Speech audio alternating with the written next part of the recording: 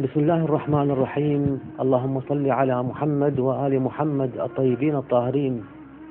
أعزائي المشاهدين الكرام، السلام عليكم ورحمة الله وبركاته. أينما يكون اليتيم نحن معه، إن كان في القرى أو الأرياف أو مركز المدينة.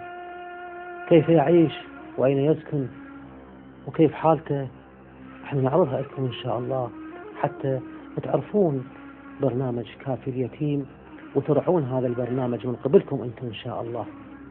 عائلة ساكنة في منطقة العزة الجديدة، وأين مع أقاربهم يسكنون في غرفة صغيرة في داخل هذا البيت، لكن هل لهم من معين؟ احنا بصراحة ما نمتلك دموعنا إذا تبكين قدامنا واحنا نظل نقدم البرنامج، يمكن يقول ما نقدر، لكن هو الدموع والعبرات هو أساس البرنامج. الحمد لله. شفنا بصراحة عيشتكم وشفت أطفال ذولا، والله تأثرنا عليهم والله. كنا نشوفهم يعني هذا خطية، يمكن المدرسة ومن نشوفهم مثل يعني ما يروح يتريق المدرسة مثلا، أموره تعبانة، وبقية الأطفال ولا من ملابسه مثلا. احنا مثل المشاهدين يعني بصراحة يتأثرون وقلوبهم شفافة، ما عندهم قلوب قاسية بالبرنامج. شوفهم دائما يسألوني، لكن هذا الواقع. شوفي شلون تدمع عيونك والله. 180 راتب ابوه وما يكفي والله العظيم. بالمدرسة كم طفل عندك؟ انا عندي 7 وانا الثامنة، وساكنين كلنا احنا بهاي الغرفة. والله مطبخ مال خالتي وطيتنا اياه، وهذا المنور سويته مطبخ. يعني هذا منور ترك برا خارج البيت، سويت لك عزل مطبخ صغير. اي والله سوينا مطبخ فدوة غديت لك. اي والله. كيف يا حمو؟ بالخامس. شلونك المدرسة؟ زين الحمد. انت عمو ياسر شلونك زين؟ عفوا عليك. انت عمو؟ بالرابع. هاي أعزائي المشاهدين، في الحقيقة الأطفال يعني كلهم بالابتدائية، وعندهم بنات بعد ما يقدرون يطلعون، يستحن. ليش؟ هم بالمدرسة تخاف ما يقول لك تتعير من الطالبات، يقول لك طلعتي بالتلفزيون وانتوا طلعتي كذا. والناس بعض الناس خلينا نقول عليهم الجهلة يعايرون، يقول لك انت فقيرة او انت ما عندك احد، بس ما يعرفون هي شنو عاقبتها هاي. لكن لا حول ولا قوة الا بالله العلي العظيم. عندك 3 بنات جوا مو قلتي؟ والرابعة من الزوجة 4. اي والله. البنات يعني بياكم في المدرسة؟ وحدة بالثالث متوسط، وحدة بالأول متوسط، ووحدة قاعدة، ووحدة من الزوجة. اي فتبني وياك كلكم بهاي الغرفة يعني بهالمطبخ؟ احنا بهاي الغرفة والله العظيم، كل احنا بهاي الغرفة. هم هاي المنطقة كلها تدريبية واسألها والله العظيم. لا أنا شفتش الصراحة، وشفت هاي الغرفة اللي عايشين بيها، وإن شاء الله راح نصور بعد نشوف يعني كلهم، نشوف الثلاجة هنا والفراشات هنا والأكل هنا كلهم محصورين. والنوم والله العظيم احط له ماي ببطل في سبيل لا يتبدى وما نقدر ننام. والله العظيم الماي بالبطل اخليه لين خاف يتبدى وما نقدر ننام. والله العظيم. شنو كان زوجك يشتغل وشلون كيف توفى؟ توفى منشول وضار ببرة مال الفلاونزا والسمة. ماكو 8 أيام أخذته لبغداد يمشي جبته ميت. كم سنة صار؟ هاي صار 5 سنين. ايوه. يعني المؤسسات الحكومية الاجتماعية من يعني هم أحد ساعدكم؟ يساعدون. سيدة زينب. ايوه سيدة زينب. صراحة كل ما ندخل في يعني عند عائلة أيتام نقول احنا مسجلين عند مؤسسة السيدة زينب، وبارك الله بهم. نقول هاي المؤسسة اللي ترعى الأيتام والفقراء، ودائما احنا متواصلين وياهم. هاي المؤسسة بنقل نشاطاتهم وترعى يعني ولو بالجزء اللي يشيل بعض الأيتام. والسيدة رقية هاي يم الجراج يعطوني بها 20. اي والله. اي يعني على وضعيتك هاي بصراحة، وشوف أطفالك يعني من يروحون المدرسة تعطيهم فلوس ترى؟ والله مرة تكون عندي أعطيهم، ويكون ما عندي ما أعطيهم. والله العظيم يظلون يبكون بالشارع. والله العظيم. تدول عيال. يكون تقرأ في الصدر. أنت كبير مو؟ لا ما كبير. ليش ما تقرأ ليدي؟ كم تلعب بالشارع تروح؟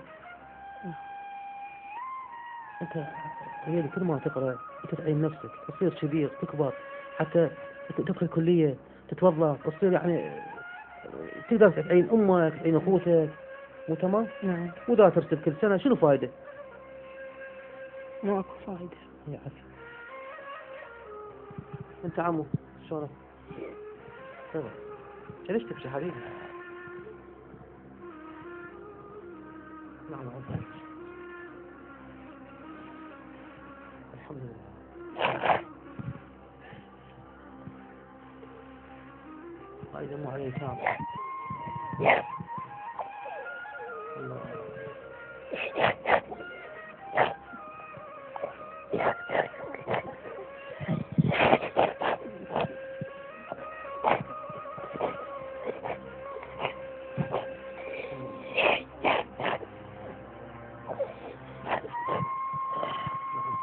كل عائلة أعزائي المشاهدين الدموع والقهر والحزن والبؤس في أيتامنا، لكن من هم؟ الله يساعدك. فدوة غديتك بعد عين، فدوة لعيونك.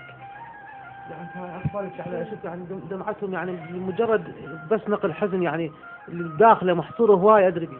بديك شو نسوي؟ الله علم، وانت ما تقصرون والله العظيم. الخيرين الطيبين هم يساعدونا، هم ما مقصرين ويانا والله. 180 شو تكفي؟ لا غدا لا عشاء لا ريوق لا مصرف يردون مدارس. فدوة غديت لك، أشكرك بعد قلبي، فدوة لعيونك. أعزائي المشاهدين والله احنا ندخل عائلة يتيم ونشوف هاي الدموع يعني هذا الطفل. تعال حبيبي تعال بيبي. ما أدري بشعليتهم مجع البؤس الحرمان فقدان الأب مو شوية. الله أكبر. تعال حبيبي تعال.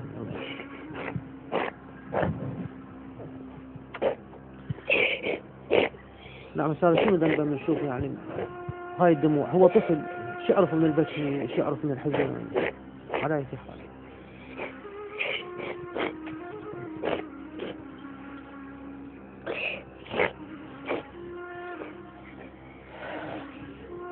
نعم أعزائي المشاهدين الكرام، في الحقيقة هذا برنامجكم وانتم بدعمكم ورعايتكم. والكثير من يسألني من أين تعرف هؤلاء الأيتام، لكن هم بيناتنا والكل هنا يعني كل عائلة بالمنطقة نشوف العوائل تعرف وتقدر تستطيع تساعد. لكن إذا العوائل الموجودة هي فقيرة، لكن أصحاب الخير والمروءة والنخوة كل المحافظة موجودين إن شاء الله. هم يبحثون يخابروني وحتى دليهم على هاي العوائل اللي يقدر يسجل بالآخرة. هي الدنيا ايش فيها أعزائي المشاهدين؟ يصير واحد ياخذ من الدنيا ويروح. مش قد ما شفنا واحنا كنا رايحين ما واحد يظل، بس هنيئا لمن يروح وراضي رب العالمين من خلال هاي المعاملات مع المجتمع مع الأيتام برعايتهم وكفالتهم. وش قد يعني لو على كل بيت مثل ميسور يدفع 10,000 دينار هي ما تأثر. بإمكانه يدفعها بغير مكان، بإمكانه يدفعها. هاي الكهرباء تجينا 150 و160 و170 يعني، وهاي الأمور الضرائب تجي. لكن شلون؟ نعم أعزائي المشاهدين مثل ما شاهدتم يعني أطفال ما تحملوا وما صبروا من هذا البكاء ومن هاي العبرات، ما قدروا قدام الكاميرا. راحوا شفتوهم ما يخالف هم راحوا طلعوا من الغرفة، لكن صحتهم يجون. نعم أعزائي المشاهدين في الحقيقة يعني مثل ما ذكرت في برنامجكم ما يخالف حبيبي خلي ورعايتكم.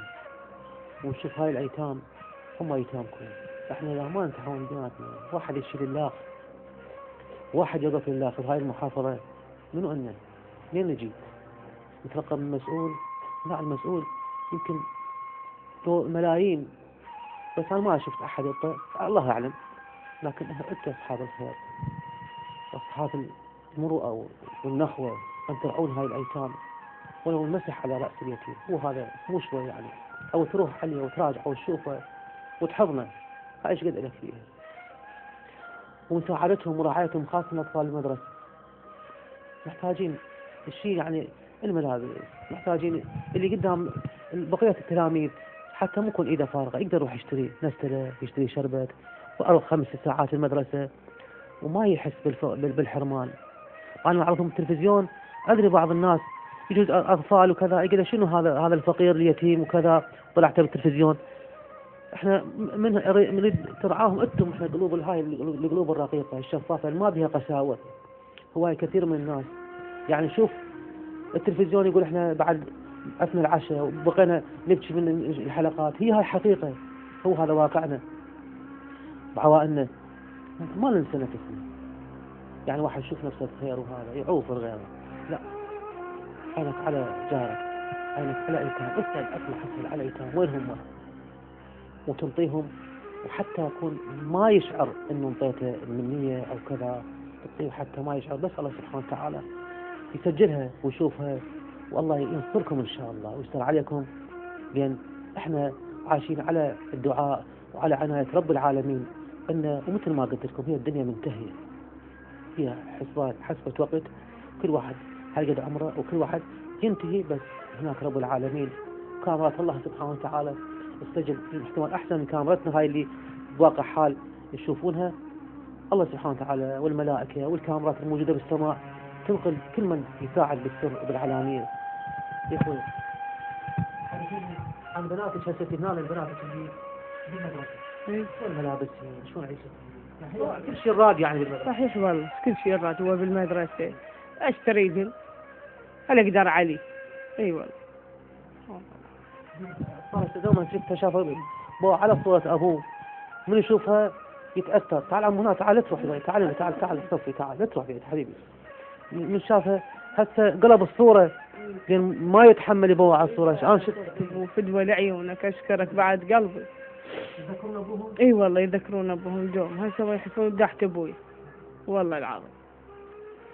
هذول يعني هيك صغار وهذا كلش صغير ذاك، بس هسه صار 5 سنين كبر شوي. إي والله ما شايفه. يعني هو الطفل يحتاج الحنان، يحتاج دفء صدر الأب، من يدخل الأبو يعني ينتظر ايش وقت يجي حتى يشبكه يشتمه ينام بحضنه. 4 بنات الكبار. 4 الكبار بعد قاعدة تقول مرحلة، بس هذا الطفل اللي ذكرت هذا من لمجرد يذكر اليتم شوف يبكي. هسه وجه الكاميرا عليه شوف، لمجرد يتم هذا بقى يبكي، ما له وقت يسكت. ليش؟ لأن هذا يعني يدخل بالحنان، يدخل يعني طفل أصغر واحد من واحد كلكم تشوفون أعزائي المشاهدين، من تروح لأبنائك شلون تشبكهم وتنوم بحضنك ويعني وتجيب له شيء وياك وتحسسه من تطلع وشلون داعبه، لكن يتيم طلعوا السبيل وصاكم انتم، احنا كلنا نعتني بهم، ما نخليه الدمعه مالته رعايته، اهم شيء الاهتمام به، تمر عليه تسلم عليه تبوسه، خليه شعره بالحنان، انت اب له وانت عارف وانت حبيبي ليلي.